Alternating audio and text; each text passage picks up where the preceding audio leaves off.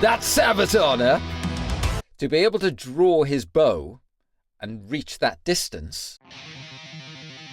Yes, hello there SABATON fans. More SABATON, more videos. That's right, after doing 1916, Bismarck, Yamato and Enlistig i Krieg, yeah, I'm now fully committed, both feet in, ready for another. And what's great about this one, the subject matter of this particular track is about a particular historical figure that actually I didn't really know much about. So I've been doing a little bit of digging about this individual. He was a Chinese warlord and warrior. And, well, as I said, I've been doing a little bit of research about him, and we will go into that a little bit later after the reaction. But I found some really, controversial stuff about this guy. Anyway, let's do this. Okay.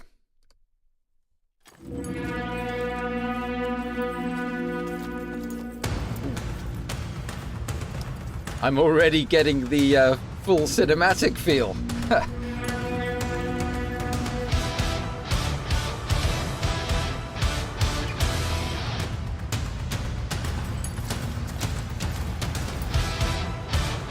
Battle drums.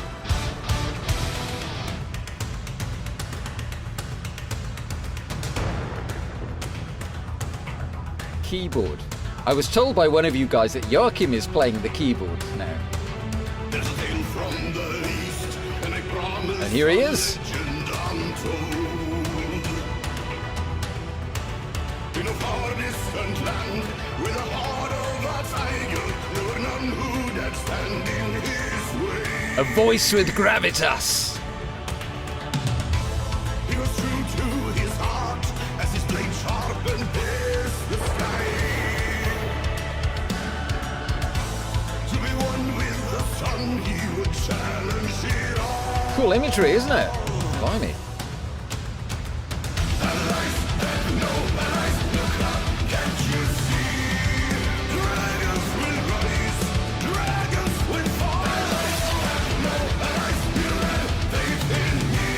He's also playing guitar.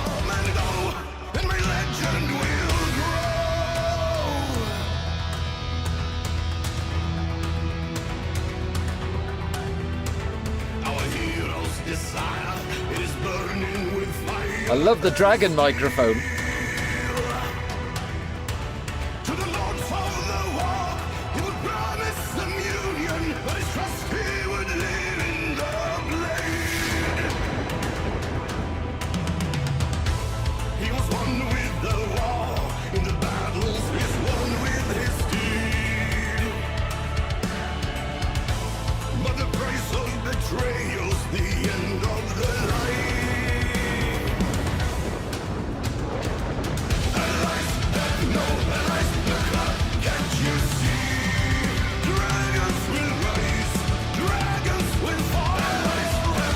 This must be the chorus, right?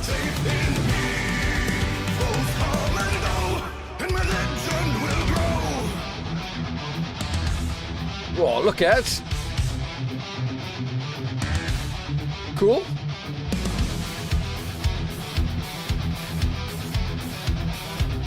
Twin guitar.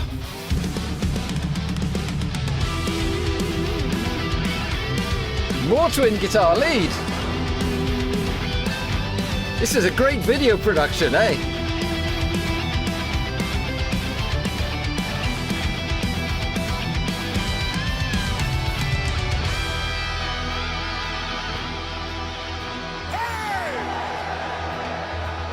That's SABATON, eh? To the end of all days, we shall sing of the one with the blade. I like the vocal layers coming in as well. This is grand and heroic.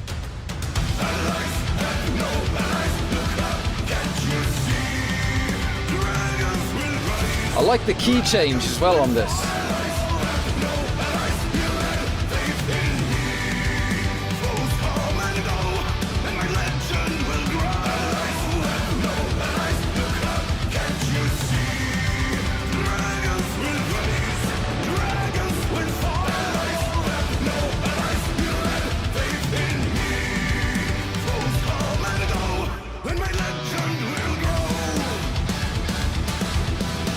epic. And SABATON do that so well, huh?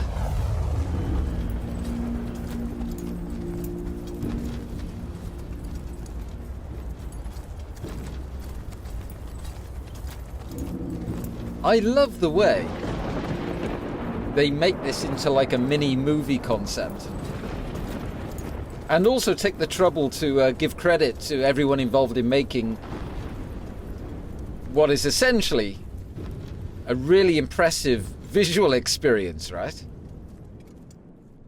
I mean, it's basically to match what I just said, a grand, heroic, epic sound of SABATON.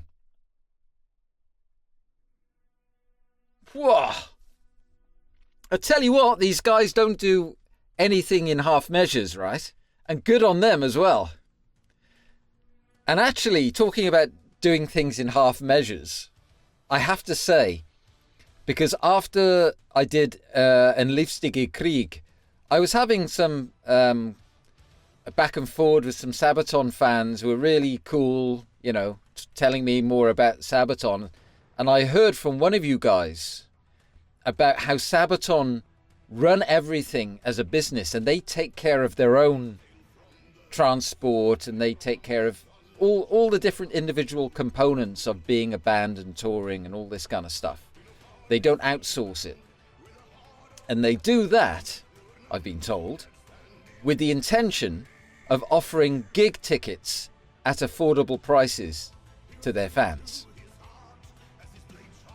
And when I heard that, I was like, wow. I mean, that's really looking after your fans, man. And kudos to them, really. I mean, in my opinion, that's proper rock and roll, man. It's about the people, it's about the fans, you know. And the fact that they're going out of their way to ensure that the fans are looked after, they value them, you know. I think that's brilliant, man. And part of that is also producing not just the music, which, you know, SABATON fans, they love the style, this heroic, epic style, but also the value they put into their productions as well, you know, like the video productions.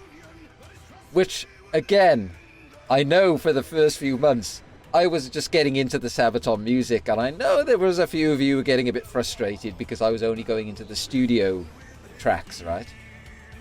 And I did promise I would come to the music videos eventually, which I have started now, and I can totally see why you were getting a bit impatient, because the video productions are amazing, man. They are absolutely brilliant. And again, SABATON looking after their loyal followers, you know. So that's great. So, who was the tiger among dragons? Well, as I said earlier, I did a little bit of digging around. Right. His name was Lu Bu.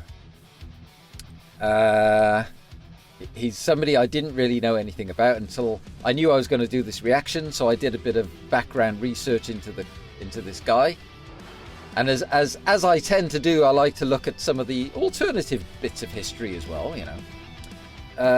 And I found out some interesting things. So firstly, okay, he was a military general, right? And he was a warlord during the Three Kingdoms period in China. Now, the Three Kingdoms period took place towards the end of the 400-year-old Han Empire. Now, Lu Bu was born in what is today Mongolia, that part. And he's revered as a warrior, okay? That's where his great reputation comes from. However, there are other elements of his character, which I also found out. Now, it turns out he was also considered a wonderful captain, but he was apparently a very poor general, and he couldn't control the men underneath him. He couldn't control his own men. And he also had a reputation for being a self-centered, backstabbing traitor. Okay. But it was his ability on the battlefield and in combat that gave him, you know, such a great reputation. And I found this out, right? There's one single historical account of his capabilities that does give us a little bit of insight, right? So apparently, now check this, he was able to hit the connector piece on his halberd. It was a piece of metal that was roughly 2 inches long and 1 inch wide. Okay, he could hit that small target with an arrow from 150 paces away. Now, what is 150 paces? Now, back in the Chinese Three Kingdoms era, a pace is the distance covered by a grown man with 2 full steps. So, according to the experts, that's roughly 120 centimeters, or an imperial, about 3 feet. Okay? Now that means Lu Bu could hit a target half the size of an iPhone from roughly 450 feet or 180 meters away. And he did this on his first shot, according to the historical accounts. So, in other words, he was the equivalent of an ancient sniper. And apparently, again, according to the experts, to be able to draw his bow and reach that distance, it would be 80 kilos or around 200 pounds in imperial to be able to fire an arrow over that distance. And the distance would be anywhere from 180 meters or 450 feet away. So imagine, right, firing an armor-piercing arrow with 90 kilos of force behind it. And presumably his accuracy on hitting a human target isn't put into question if he can hit something as small as half the size of an iPhone, right? If he wanted to hit you here, pretty certain he'd get you, right? So he was highly skilled in archery, but he was also a highly skilled horseman, okay? And one of his prized possessions was a horse, or a steed, that he called Red Hair. And apparently it was a very extremely powerful and fast horse. Now, he called his horse Red Hair because it apparently had unusual coloured red skin. So because he was galloping around on this very impressive-looking beast, or animal, not beast, he was given the nickname the Flying General. Okay? And to complete this image, he also wore a pheasant-tailed headdress and used to carry something called a ji, which is a Chinese spear. And this spear that he used to carry around, he nicknamed Sky Piercer. So, yeah. He was certainly one for giving a good image and a bit of bravado, right? And of course, as I already said earlier, there are accounts beyond him being a great warrior. Now, apparently, he used to like having fun with the booze. Like we all do, I suppose. But yeah, I think he used to overdo it quite a bit. And it was particularly noted as being one of the reasons why he's infamous for his many acts of backstabbing against his superiors. Now, in other words, he wasn't a very loyal guy. And I think his ethics and values are kind of questioned a little bit by historians. In other words, he was really only bothered about himself, which kind of explains why he betrayed and killed 2 separate lords. And these weren't any old lords. Apparently these were guys who were very, very close to him. In fact, so close, he considered them like adoptive fathers. Yet he still turned round and betrayed them and killed them. So I suppose it shouldn't come as any surprise that somebody with those kind of values doesn't really have a very pleasant ending in life. Apparently he was eventually defeated and captured at the Battle of Chiapi, and was consequentially executed by another warrior by the name of Cao Cao in the year 199. So there you have it.